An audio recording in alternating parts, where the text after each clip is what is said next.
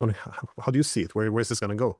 Yeah, so I see that there's a larger American grand strategy behind all this, right? So for the longest time in the unipolar world, America guaranteed peace and safety for everyone.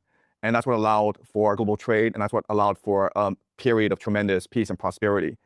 And now that America has $39 trillion in debt, and now that the American economy has basically been hollowed out because they've financialized their economy and they shifted their manufacturing to China, now America cannot afford to guarantee peace and safety for the world. And so what America wants to do is shift the world into one of continuous conflict. So the grand vision is that America retreats back into the Western Hemisphere.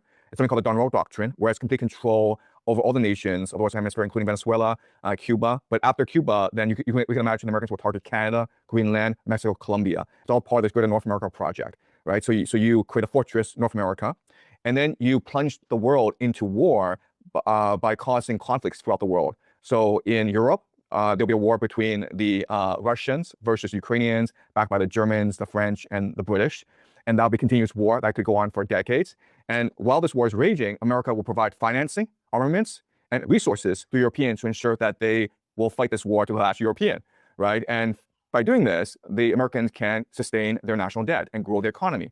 In the Asia Pacific, we're seeing the same thing played out, where the Shangri-La forum just concluded in Singapore, and China didn't really go. I mean, China did send a representative, but China was not there. Peter Hegseth was there. The Japanese were there. The Filipinos were there. And I think what's going to happen is that the Americans retreat from the Asia Pacific and let Japan and South Korea do more of the heavy lifting, and they're backed up by American allies in the first island chain, specifically the Philippines. And the goal is to force these nations to come in conflict with each other so that they're now, again, forced to buy American armaments and resources.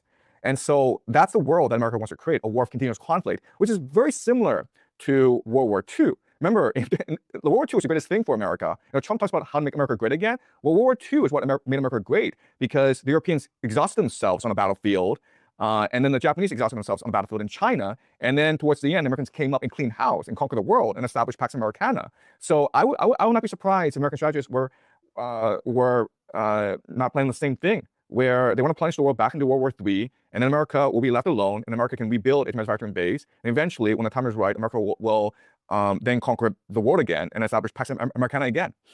That, I think, is the larger grand strategy here.